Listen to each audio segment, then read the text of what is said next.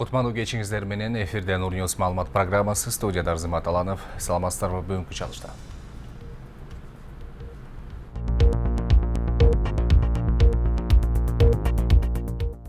Бир үй бүлөдөгү 2 өлүм. Чүй облусунун Карабалта шаарында 71 жаштагы эне менен 40 жаштагы кызынын сөөгү өз үйүнөн табылды.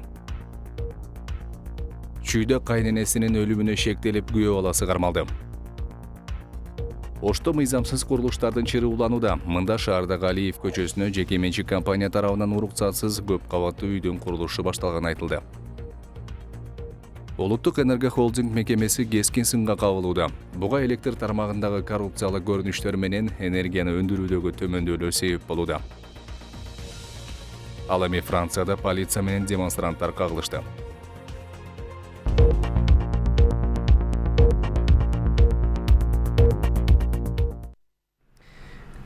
Чүйдө бир үй бүлөдөгү 2 өлүмдүн чоо жайы иликтене баштады. Милициянын маалыматына караганда окуя 5 декабрда Жайыл районуна караштуу Карабалта шаарында болгон. 71 жаштагы эне менен 40 жаштагы кызынын сөөгү үйүнөн табылган. Алар өз жанын өздөрү кыйганын, эч кимди күнөөлөөнүн кереги жоктугу тууралуу кат жазып кеткени, экөөнүн тең денесине күч колдонуунун изи табылбаганы кабарланды. Ошондуктан чүй милициясы бул окуяны суицид деп атоодо. Буга эмне себеп болгону азырынча белгисиз. Чүй облусуна караштуу Аламөдөн районунда кайненесинин өлүмүнө шектелип күйөө баласы кармалды. Бул тууралуу облустук ички иштер башкармалыгынан билдиришти. Маалыматка караганда, Озерный айылындагы үйлөрдүн биринен 80 жаштагы айылдын сөөгү табылган. Аталган окуяга шектүү катары каза болгон аялдын кызы менен чогуу жашаган жаран кармалды. Алдын ала билдирүүгө ылайык, шектүү кайненеси менен уруша кетип, денесине оор жаракат келтирген. Анын кесепетинен аял каза болгон. Учурда сотко чейинки өндүрүш уланууда.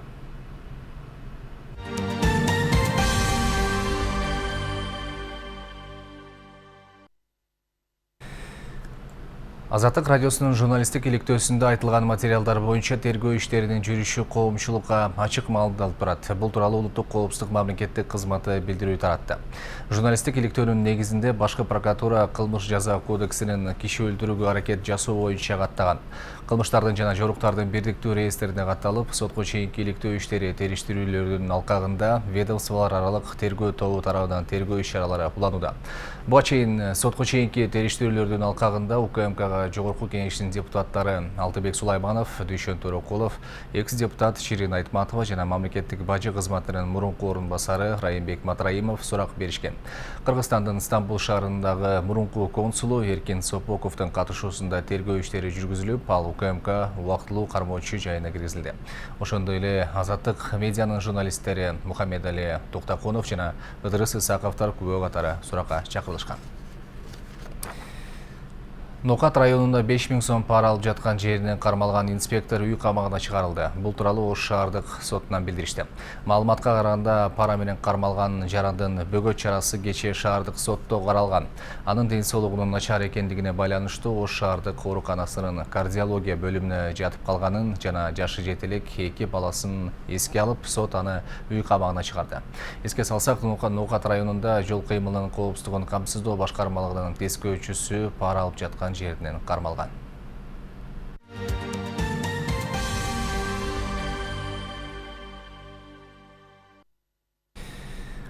Улуттук энерго холдинг мекемеси кескин сынга кабылууда. Буга электр сектору тармагындагы коррупциялык көрүнүштөр, ошондой эле энергияны өндүрүүдөгү төмөндөөлөр себеп болгон. Адистердин айтымында, өлкө аймагындагы маал менен энергиянын өчүрүлүшү дагы бул мекемеге коомчулук тарабынан айтылган сындарды көбөйттү.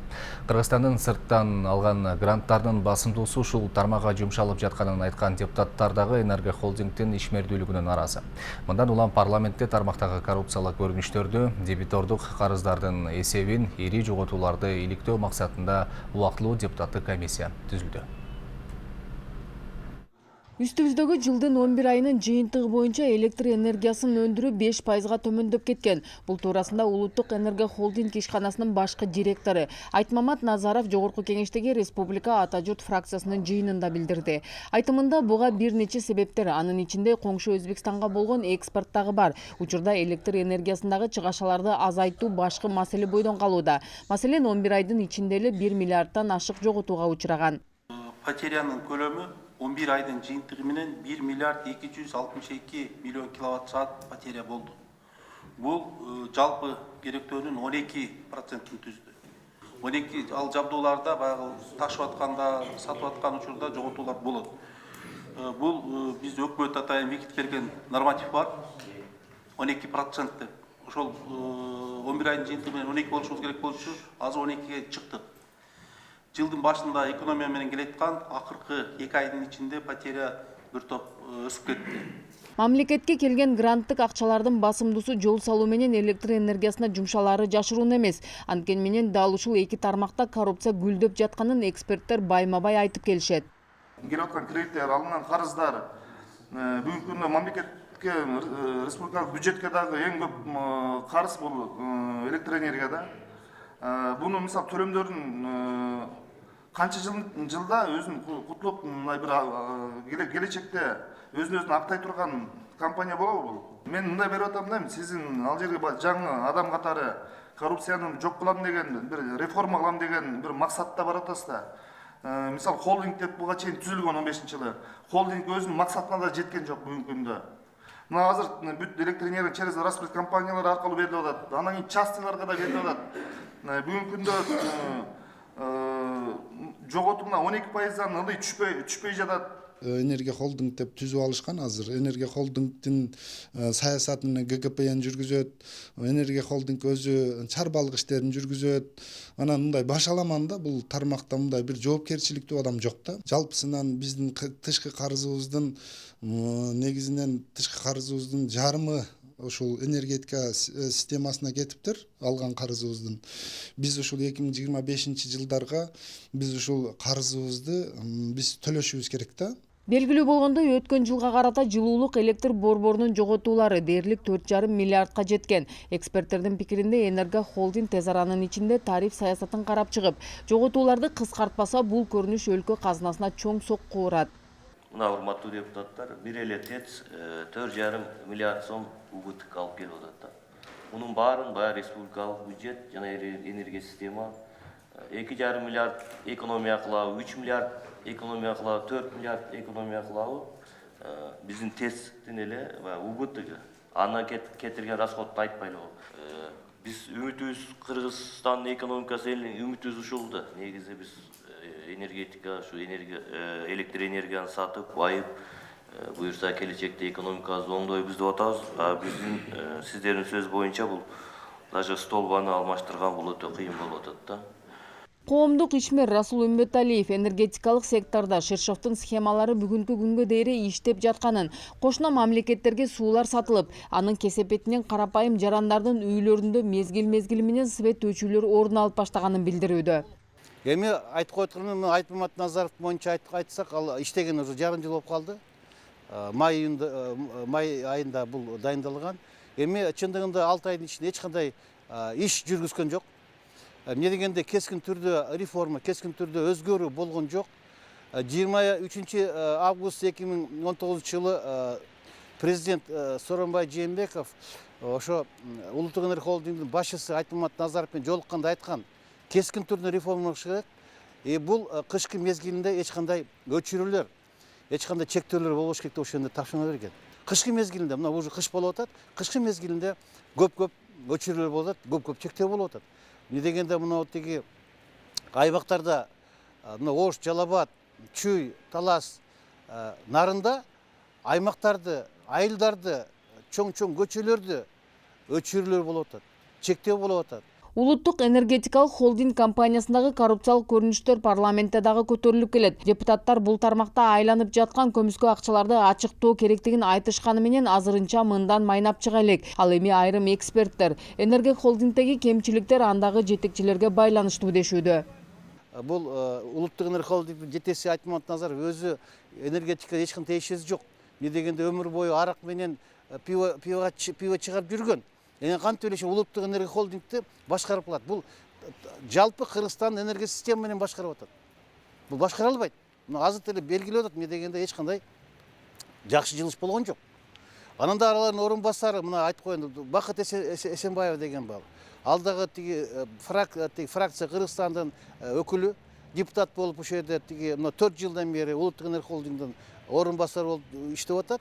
Эч кандай мындай иш чара кылган эмес. Анан эми негизинен карап көрсөңүз ушул энергия системасында мына буга чейинки мындай тарыхын карап көрсөк, 1 жылдан, 1,5 жылдан, максимум 2 жыл деле отурган эмес да жетекчилерчи. Анан мана бүгүн бардыгы ушул жемкорлуктун айынан эң чоң мамлекеттеги мурдакы эң чоң чиновниктер бүгүн түрмөдө отурат. Бүгүн биз мындай мамлекетте мындай адамдын мындай кесипкөйлүгүнү, профессионалдыгын карабай туруп эле бул менин фракциямдан, бул менин фракцияма тийди деп мындай коалицияда дагы мындай ушул мындай профессиясын карабай эле коалиция партиялар бөлүшүп алып эле ар бир министрликти ушинтип коррупциясын дагы жаап жашырып отурганы бул бардыгыбызга белгилүү да. Кече 5 декабрда Жогорку кеңеш убактылуу комиссия түзүү жөнүндө токтомун чыгарды. Комиссия Улуттук энергетикалык холдинг компаниясынын ишмердүүлүгүн, бөлүштүрүүчү энергокомпаниялардын ишенимдүүлүк деңгээлин, электр энергиясындагы жоготуулардын көлөмүн, дебитордук карыздардын өлчөмүн, коррупциялык схемалар жана энергетикалык сектордун абалы, келечектеги өнүгүүсү боюнча иш алып барат. Канархан Алтымышева, Равшан Тойчиев, Нурньюз, Бишкек. Ош шаарына парламенттин Атамекен фракциясынын депутаттары көчмө жыйын өткөрдү. Анда бир катар көйгөйлүү маселелер ортого салынды. Тагыраак айтсак, миграция, экология жана алимент маселелери талкуунун жүрүшүндө жергиликтүү кеңештин депутаттары тарабынан бир катар сунуштар да айтылды. Ош шаарында Жогорку кеңештин Атамекен фракциясынын көчмө жыйыны өткөрүлдү. Ага жергиликтүү бийлик өкүлдөрү катышып, анын алкагында фракциянын депутаттары тарабынан сунушталган калктуу конуштардагы бак дарактарды коргоо жөнүндө жана жерди пайдалануу чөйрөсүндөгү айрым мыйзам актыларына өзгөртүүлөрдү киргизүү жөнүндө мыйзам долбоору талкууланды. Жалпы Ош областык мекемелеринин өкүлдөрү да бар. Ош шаарыныкыда биринчи мыйзам жанагы калктуу конуштардын ичиндеги жашылдандыруу маселелери экен да. Жана мисалы бак дарактарды кыюуда, кайра компенсация маселеси, жанагы парктарды калыбына калтыруу.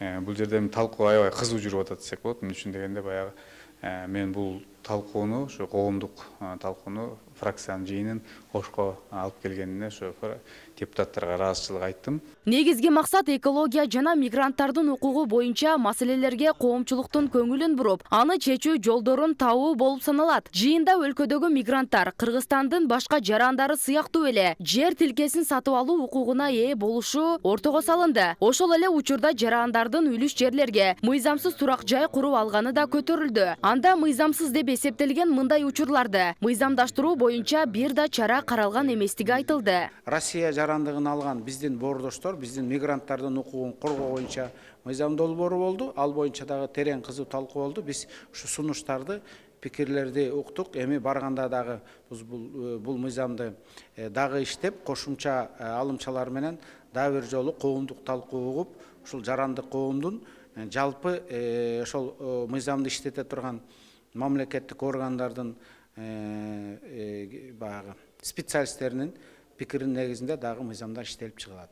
Өлкөдө алимент төлөбөй жүргөндөрдүн саны кескин өскөн. Алардын басымдуу бөлүгү Ош облусунун Кара Суу районунда. Анда ар бир сот аткаруучуга 700 алименттик кагаздар туура келет экен. Буга чейин алимент маселеси Жогорку кеңеште да талкууга алынып, карызкор ата-энелердин сүрөтү сот аткаруучулардын сайтына жарыяланат деген жобо кабыл алынган. Ошентсе да балдардын укугун коргоо максатында алимент төлөөчүлөргө көбүрөөк алиментти көндүрүүчү кысымдарды көбөйтүү каралууда. Бүгүнкү күндө ушул мыйзам боюнча сиз мисалы алиментти төлөгөндөн качсаңыз, алиментти төлөбөсөңүз, сиз чет өлкөгө чыга албайсыз. Ошол эле учурда ушул жаңы мыйзам боюнча ушул буга чейин дагы бир мыйзам бар болчу. Бул мыйзам августта кабыл алынган. Сиз алиментти төлөбөсөңүз, сиздин сүрөтүңүз ушул сот аткаруучулардын сайтында жарыяланат. Ошол жерден кандай десем, уятына чакырганга ушундай жаңы жол түзүлдү да.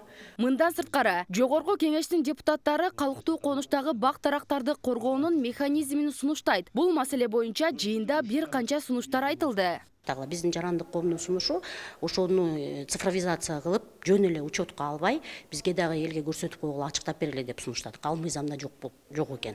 Анан экинчи сунушубуз биздин неме болду, бизде ошол инвентаризация кылганга катыштыруу, андан кийин ошол ачыкка чыгаргандан кийин көзөмөл жүргүзүү укугун бергиле деп. Неге дегенде ошол 7-беренеде мыйзам долбоорунда жарандар ошол мыйзам талкуулаган эле укугу болуп калыптыр, андан кийин сотторго кайрылуу эле укугу болуп калыптыр. Ошо бизге дагы ошо эки укукту кошуп бергиле дедик. Жогоруда талкууланган маселелер азырынча мыйзам долбоору даярдалып, толук окуудан өтө элек. Муну мыйзамдаштырууда адистер толук кандуу бышыкталышы абзел дешет. Бактыгүл Мирадделова, Актилек Акылбек уулу, Нурньюз.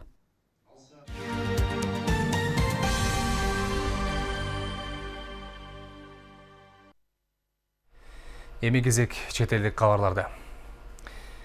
Иранда үйлөнүү үлпөт тоюн майрамдап жатканда газ жарылып 11 адам каза болду. Францияда полиция менен демонстранттар кагылышты. Азербайжанда парламент өзүн өзү таркатып, жаңы шайлоо 9 февралга белгиленди.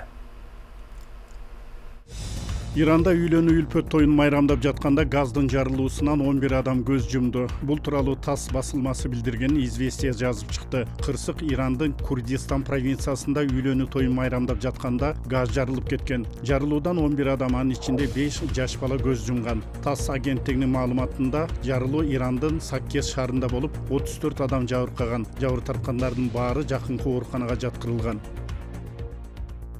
Француз полициясы пенсия реформасына каршы чыккандарга көздөн жашагыччу газ колдонду. Маалыматка караганда кагылышуу Париж, Нант шаарларында болду. Баш калаада полиция газ колдонгон соң адамдар жүк машинасын оодарып өрттөп салышты. Францияда 5-декабрь күнү башталган жалпы элдик иш таштоонун айынан коомдук транспорт токтоп, мектептер менен ооруканалар толук иштебей калды. Президент Эммануэл Макрон мамлекетте универсал пенсия системасын киргизүүнү каалайт. Эгер ал ишке кирсе, ири жөлөк пул менен мөөнөтүнөн мурда пенсияга чыгууга тыюу салынат. Кесиптик коошундар бул кадам миллиондогон адамдарды пенсия курагында да иштөөгө же кыскартылган пенсияга көнүүгө мажбурлайт деп жатышат. Франциялыктар 62 жашынан пенсияга чыгат. Өкмөттүн божомолуна ылайык пенсия реформасына каршы 250-ге жакын нараачылык акциялары болушу ыктымал. Парижде 5-шемби күнкү демонстрацияда коомдук тартипке көз салыш үчүн 6000 полиция кызматкери иштеди. 1995-жылы да Францияда пенсия реформасына каршы жарандар 3 жума бою иш таштап, өкмөт өз чечимин өзгөртүүгө мажбур болгон эле.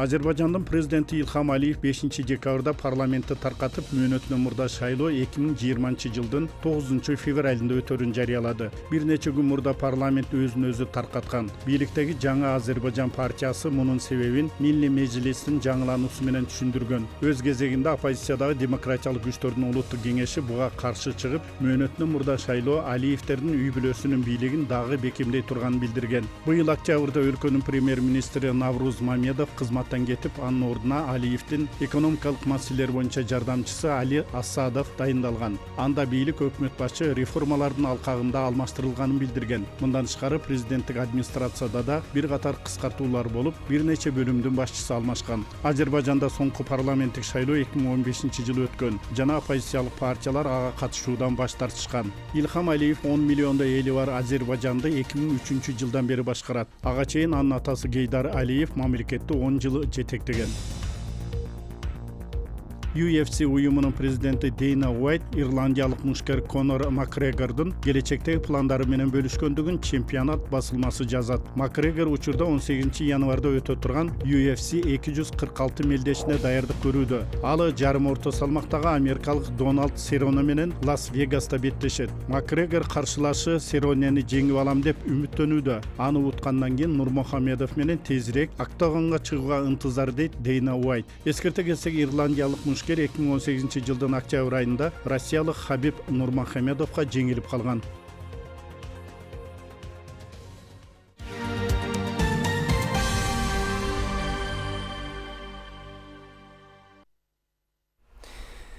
Ош шаарындагы мыйзамсыз курулуштардын чырыдагы чыкты. Шаардагы Алиев көчөсүнө жеке менчик компания тарабынан көп кабаттуу үйдүн курулушу башталган. Бирок анын айланасындагы жашоочулар тургузулуп жаткан турак үй мыйзамсыз экенин айтышууда. Шаардын тиешелүү кызматы да курулуштун мыйзамсыз экенин айтып, учурда анын токтотулганын маалымдады. Экинчи Борбор калаадагы Алиев көчөсүндө жеке менчик компания көп кабаттуу үй тургузууну көздөп жатат. Ага ылайык курулуштун катлаваны казылып башталган. Мындай курулушка айланасындагы жашоочулар нааразы болушууда. Анткени жергиликтүүлөр Т медиа басылмасына берген маалыматында эгер көп кабаттуу үй түптөлсө жашоочулар бир топ ыңгайсыздыкка дуушар болоорун билдиришкен. Катлаван чыгып атканда келдик, бир-эки ай сайын документтерин көрсөткөн жок эч нерсе. Биздин кошуналардан эч кандай макулдук алган жок. Азы үйлөр 8-9 этаж үй түшө турган болсо, биздин үйлөр тосуп баары зак болуп кетет. Курулуш курууну көздөгөн компанияга жерин батирге алмашкан Гүлипа Жолдошбекова буга чейин барак тибиндеги үйлөр болгондуктан аларды жаңысына алмаштырууну туура көрүшүп, эми эскисин ордуна компания жаңы үй түптөп берет деген ниетте турат. Биз ордунан куруп беребиз, сиздерди убактылуу квартираларга чыгарып турабыз дагы. 2,5 жылдын ичинде үйлөрдү куруп беребиз, ордуна гана деп ошондой договор болгон. Жогорку көчөдөгү коңшулардан ошо экөө-үчөө чыгышып ушундай берге дом салса бизге көлөкө тийип калат, анан кийин зак болуп кетет деген сөздөр болду. Анан мен түшүнбөй калдым. Бул деген жалган. Биз деген Алиева көчөсүндө турсак, алар Молдониязова көчөсүндө турса кандай тиешеси бар эле? Ал эми Алиев көчөсүндөгү тургундардын арыздануусунун негизинде шаардагы экотехинспекция кызматына кайрылдык. Анда курулуштун тиешелүү кагаздары жок болгондуктан аларга эскертүү берилген. Ошол эле учурда курулуш иштери да токтотулган. Жарандык арыз келип түшкөн бизге. Ошол жердин жашоочуларынан биринчи сигнал элден болду. Жеринде барып тактаганыбызда ал жерде действительно баягы жер казуу иштери болгон экен, бирок эч кимди таппай калганбыз. Архитектуралык курулуш документтери толугу менен көрсөткөндөн кийин башталсын деген жазма буйрук. Бүгүнкү күндө курулуш иштери токтотулган. Алар ошол бойдон объектке келген жок. Анын 2-3 жолу элек барып кабар алынып атат. Бүгүнкү күндө токтоп турат. Шаардагы көп кабаттуу үйлөр курулуп аткан жерлерде обязательно ошол жердеги жергиликтүү тургундар каршы чыгып атышат. Бүгүнкү күндөчү. Аталган көчөдөгү тургундар шаардык мэрияга да арыз менен кайрылышкан. Анда мэриянын шаар куруу жана муниципалдык менчик бөлүмүнүн башчысы Алтынбек Пирматов шаарда курулуш түшсө эле жарандардын нааразычылыгы чыгып жаткандыгын билдирди. Мындай чыр-чатактардын алдын алуу максатында шаардык кеңешке жашоочулардын сөзсүз уруксат алуусу керек деген жол жобо киргизүүнү пландап жатышканын кошумчалады. Баягы архитектуралык документтерин кем болгондугунан байланыштуу бүгүнкү күндө чара көрүү иштери жүрүп жатат.